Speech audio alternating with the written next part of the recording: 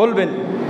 কিন্তু উলামায়ে কেরাম তারা আপনার আমার চাইতে কম জানেন না, কম বোঝেন না।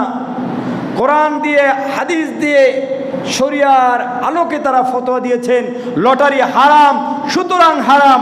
আপনি মানলেও হারাম, আপনি না মানলেও হারাম।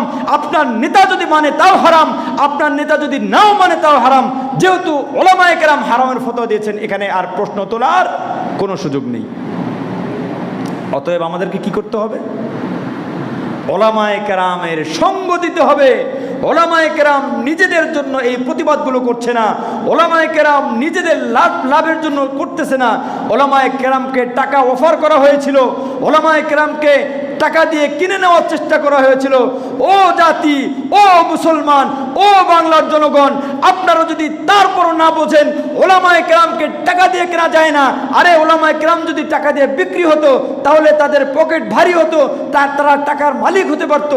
কিন্তু তারপরেও তারা আপনাদের কথা চিন্তা করে, সাধারণ মুসলমানের কথা চিন্তা করে, সাধারণ মুসলমান ভাইদের কথা চিন্তা করে, সমাজের গরিব মানুষের কথা চিন্তা করে তারা ওই টাকার দিকে তাকান নাই।